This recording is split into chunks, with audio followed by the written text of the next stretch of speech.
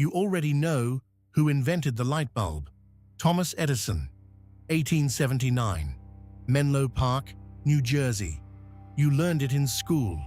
You've seen the paintings. The lone inventor, late at night, holding up a glowing glass bulb, changing the world forever. It's a good story. It's also wrong. Not completely wrong. Not a lie, but not the full truth either. And the distance between the story we tell and the story that actually happened is more interesting than most people realize.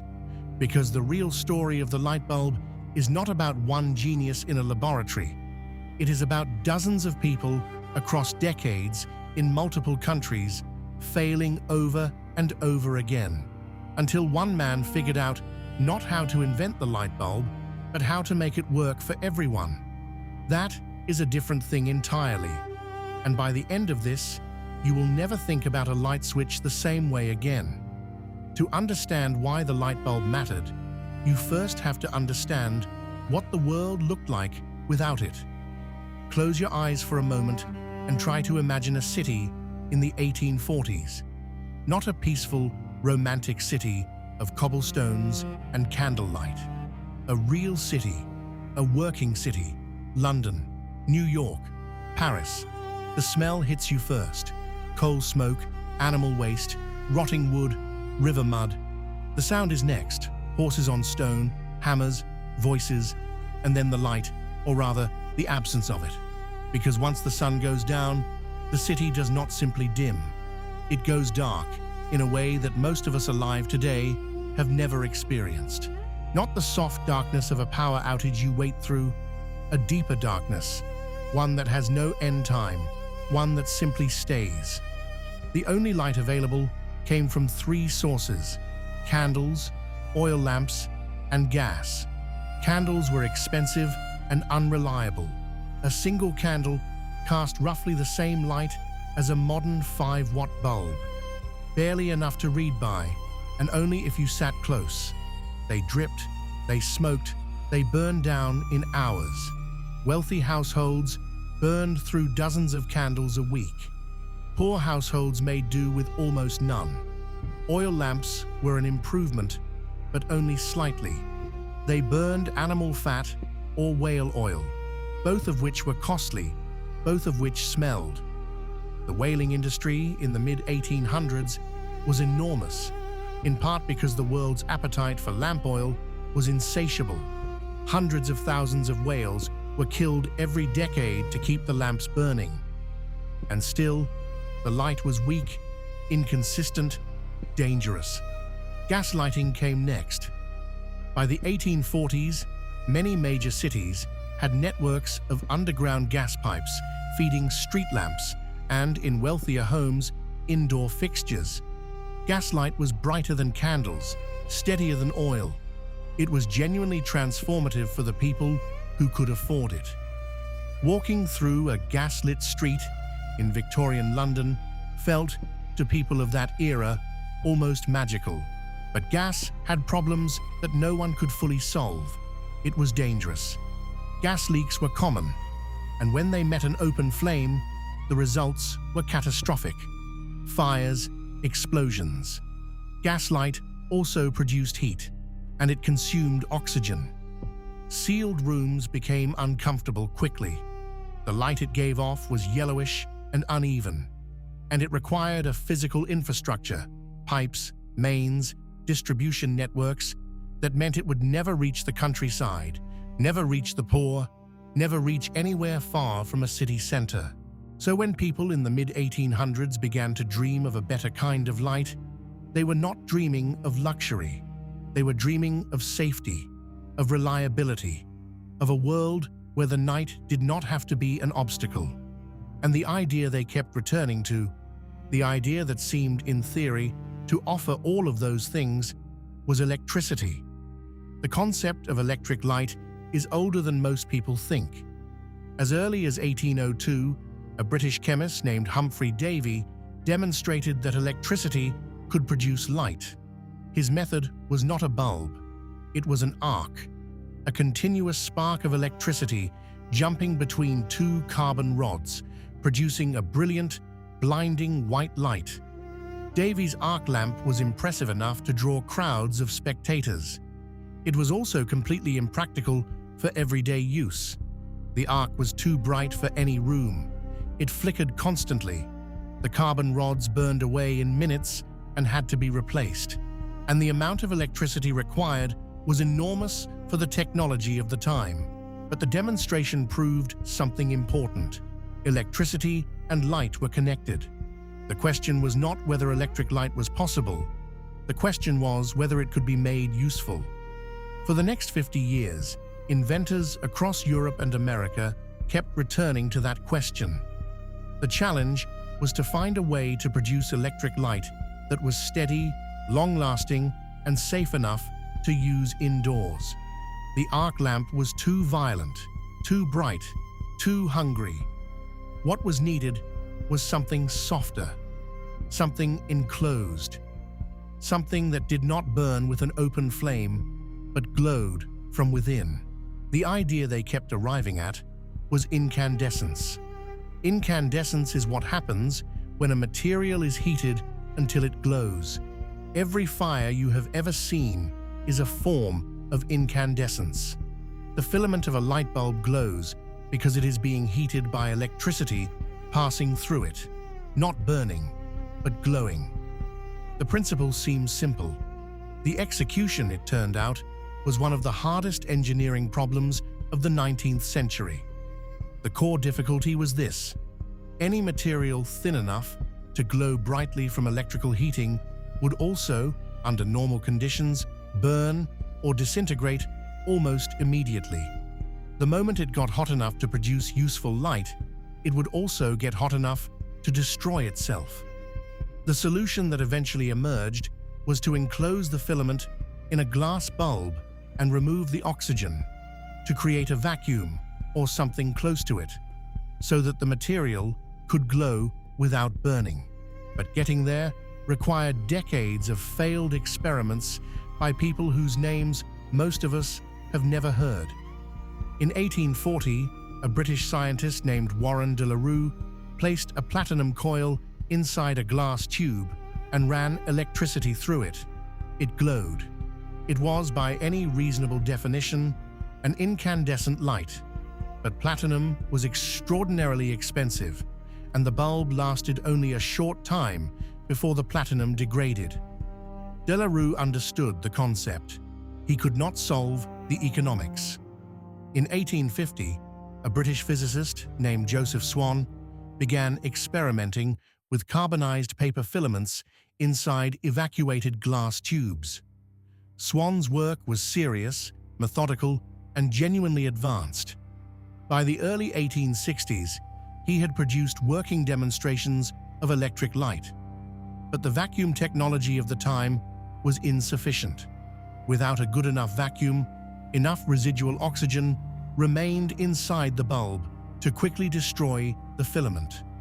Swan's bulbs worked briefly and then went dark. He kept working. In Germany in the 1850s and 60s, Heinrich Goebel, a German watchmaker who had emigrated to America, claimed to have built working incandescent bulbs using carbonized bamboo filaments inside glass tubes.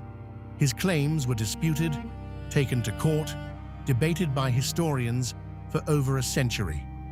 Whether Goebel truly built what he said he built, or whether his later memories were shaped by Edison's success, remains genuinely uncertain. But the fact that his claims were plausible, that no one could simply dismiss them, tells you something about how crowded this space was. In 1875, two Canadian inventors named Henry Woodward and Matthew Evans patented an electric lamp using a carbon rod between electrodes in a nitrogen-filled glass bulb. They demonstrated it publicly. They could not find investors. They could not scale it. 2 years later, they sold their patent. The buyer was Thomas Edison. This is not ancient history. This is not mythology. These were real people, working on the same problem, making real progress, and being stopped not by lack of intelligence or imagination, but by economics, by infrastructure, by the gap between a working prototype and a working product. And into this long, complicated, half-finished story walked a man who understood something that most of his predecessors had not. The problem was never just the bulb. Thomas Edison arrived at the problem of electric light in the late 1870s, and he arrived at it differently than everyone before him. By this point, Edison was already famous. His phonograph, the first device capable of recording and playing back sound, had made him internationally known. He had a laboratory, a team, funding, and something rarer than all of those, a particular way of thinking about problems. Edison did not think in inventions, he thought in systems. When he looked at the problem of electric light, he did not ask, "How do I build a better bulb?" He asked, "How do I build something that a city will pay for and a family will use?" Those are completely different questions. A better bulb was a technical problem. What Edison was solving was a commercial and infrastructural one. He wanted to create not a device, but a service, a complete electrical system that could be built, sold, expanded, and trusted. And that meant the bulb was only one piece of the puzzle, and not even the most important one. He needed generating stations that could produce electricity reliably. He needed distribution networks, wires, underground or overhead, that could carry electricity from those stations to buildings. He needed meters to measure how much electricity each customer used so they could be charged. He needed switches, fuses, connectors, insulation. He needed everything the bulb required in order to exist in the real world, not just in a laboratory. This is what Menlo Park was for. Not a single inventor working alone, but a team, machinists, chemists, mathematicians, engineers, working simultaneously on every part of the problem. Edison called it an invention factory, and he meant it literally. His goal was not discovery, it was production. And so in 1878, when Edison announced publicly that he was working on a practical system of electric light, before he had even solved the filament problem, he was doing something deliberate. He was setting expectations. He was telling investors and the public that this was not a dream, but a project with a timeline. The announcement caused the price of gas company stocks to drop immediately. People believed him. Whether they should have, at that moment, was a different question. The technical challenge that Edison and his team spent the most time on was the same one that had defeated everyone before them: the filament.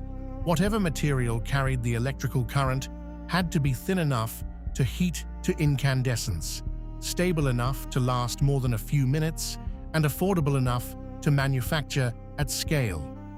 It also had to perform reliably inside a glass bulb from which almost all the air had been removed. Edison's team tested, by their own records, over 6,000 different materials, carbon in various forms, metals, organic fibers, hair, fishing line. The test was always the same: place the material in a bulb, evacuate the air, run current through it, and see how long it lasted before it failed. Most failed in minutes. Some lasted hours. A carbonized cotton thread, tested in October 1879, lasted approximately 13.5 hours. This was an improvement, but not enough. 13 hours was not a product. 13 hours was a demonstration. The team kept testing. Carbonized cardboard, carbonized wood, and eventually, almost by accident, carbonized bamboo. A strip of bamboo, taken from a fan in the Menlo Park laboratory, carbonized and placed inside a bulb, lasted over 1,000 hours. 1,000 hours of continuous light from a single filament in a single bulb. That was a product. In December 1879, Edison gave a public demonstration of his electric light system in Menlo Park. Hundreds of people came by train from New York City to watch. The laboratory and the surrounding area were lit by dozens of bulbs. The crowd stood in the winter night and looked at steady, warm, electric light, and they understood, in a way, that newspaper descriptions had not conveyed. This was real. A few weeks later, a reporter from the New York Herald wrote that the light was soft, mellow, and grateful to the eye, that it did not flicker, did not smell, did not require constant attention. Edison was not the first person to make an incandescent bulb, but he was the first person to make one that lasted long enough to be worth using. There is a complication. While Edison was conducting his tests in New Jersey, a man in Newcastle, England, was reaching the same conclusion by a different path. Joseph Swan, the same Joseph Swan who had been working on electric light since 1850, who had been stopped by inadequate vacuum technology, who had spent nearly 30 years on the problem, had in the mid-1870s gained access to better vacuum pumps. And with better pumps, he was able to produce a significantly improved version of his carbonized paper filament bulb. In February 1879, 9 months before Edison's famous October demonstration, Joseph Swan demonstrated his working incandescent light bulb to a packed audience of 700 people at the Literary and Philosophical Society of Newcastle upon Tyne. The bulb worked. The audience was astonished. Swan filed for a British patent. He began licensing his design. He lit his own home with electric light in 1880, making it one of the first private residences in the world to have electric lighting. He installed electric light in a theatre. He installed it in the Houses of Parliament. When Edison attempted to sell his system in Britain, Swan's prior patent stood in the way. The legal battle that followed was eventually settled not by the courts, but by a business arrangement. The two men merged their British operations into a single company. It was called, with elegant simplicity, the Edison and Swan United Electric Light Company.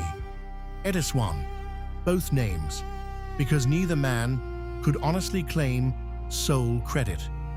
The history of the light bulb is not the story of one inventor. It is the story of a problem that many people worked on for many decades, and of two men, Swan in Britain, Edison in America, who arrived at the practical solution almost simultaneously from almost opposite directions, each building on the work of people who had come before them and received almost nothing in return. But here is where Edison's story becomes something larger. Joseph Swan invented a working light bulb. He did not invent electric light as a service. Edison understood, with a clarity that none of his contemporaries quite matched, that the bulb alone was useless. A light bulb without electricity is a glass ornament, and electricity without a reliable delivery system is a laboratory curiosity. What Edison built, beginning in 1880 and completing in September 1882, was the first commercial electrical power system in the world. The Pearl Street station in Lower Manhattan was not impressive to look at. A converted building on Pearl Street in the financial district, filled with 6 enormous dynamos, generators, connected by underground cables to buildings in a roughly 1-mile radius. On the 4th of September, 1882, Edison himself threw the switch. 85 buildings in Lower Manhattan received electric light for the first time. The offices of J.P. Morgan, one of Edison's investors, were among the first. Morgan reportedly kept his electric lights on even during daylight hours, simply because he could. Within a year, the Pearl Street station was serving over 500 customers. Within 2 years, over 1,000. The system worked not because the technology was perfect, it was not, but because it was designed, from the beginning, to be a business. Customers paid per unit of electricity used. The meters that measured their usage were another Edison invention.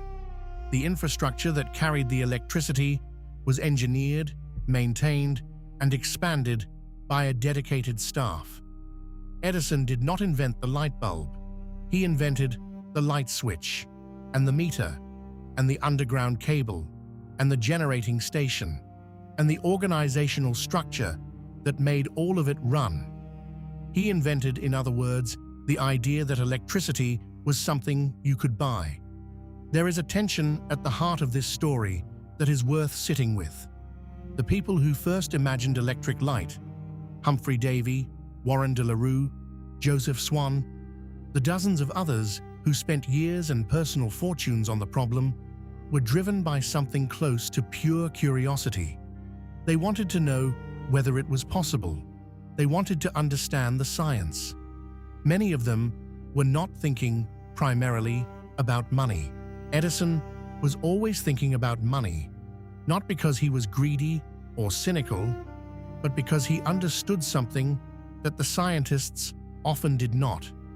An invention that no one can afford, or no one can access, or no one can reliably use is not yet an invention. It is a possibility, a sketch, a prototype in a glass case. The transition from possibility to product is not a footnote. It is, in many cases, the main event. And yet there is something uncomfortable about this, because the people who did the earlier work, who proved it was possible, who solved the theoretical problems, who sacrificed years of their lives on ideas they could not quite complete, often received very little. Not just little credit, little money, little recognition. Their names appear in footnotes, if they appear at all. History, it turns out, is not always kind to the people who came second to last. Warren de la Rue died respected, but not famous. Joseph Swan, despite his priority, spent years in litigation and ultimately had to share his credit. Henry Woodward and Matthew Evans sold their patent and watched another man become a legend, partly on the back of their work. This is not unique to the light bulb. It is a pattern that repeats across the history of technology. The person who solves the final problem, who takes a near-complete idea and makes it work, tends to receive most of the credit for all the steps that came before. Is that fair? Perhaps not. Is it understandable? Almost certainly. We remember the version that changed the world, and the version that changed the world was the one that worked well enough, reliably enough, cheaply enough, and soon enough to reach the people who needed it. It is worth noting that Edison himself was not always comfortable with the mythology that built up around him. Late in his life, he reportedly said, "I have not failed. I've just found 10,000 ways that won't work." The quote is famous, but less famous is the implied acknowledgement beneath it, that the path to any working invention is paved with the failures of many people, himself included. Edison knew he had not started from nothing. He had bought patents. He had hired the best engineers in the country. He had access to funding that allowed him to run thousands of tests where others could afford to run dozens. He had, in George Westinghouse, in J.P. Morgan, in the infrastructure of American industrial capitalism, a context that made his particular kind of innovation possible. He was not modest about his achievements, but he was, on his better days, honest about what they were. He told an interviewer in 1883, "The electric light has caused me the greatest amount of study and has required the most elaborate experiments. Not the most creative experiments, the most elaborate, the most systematic, the most industrial." That is what Edison did. He industrialized invention itself. And the light bulb, that simple, ordinary object that has come to symbolize the very concept of a new idea, was his greatest example of that process. You flip a switch, light appears. It takes no thought, no effort, no awareness of what stands behind it. The 200 years of failed experiments, the scientists who died without recognition, the businessmen who saw something others missed, the engineers who tested 6,000 filaments and kept testing. The light just comes on. And that, in a way, is the most remarkable thing about it. Not that it exists, but that it is so ordinary now, so expected, so invisible. A candle in 1840 was a small miracle. People saved them, rationed them, carried them carefully through the wind. A gas lamp in 1860 was a symbol of modernity, something to be proud of, to show guests, to mention in letters. An electric bulb in 2024 is something you replace twice a year and never think about. The distance between those two things, between the fragile, precious candle of 1840 and the taken-for-granted bulb of today, is the distance of 200 years of human effort. Thousands of people, most of whom you will never know, working on a problem they did not fully understand toward a solution they could not quite see. Thomas Edison did not invent the light bulb.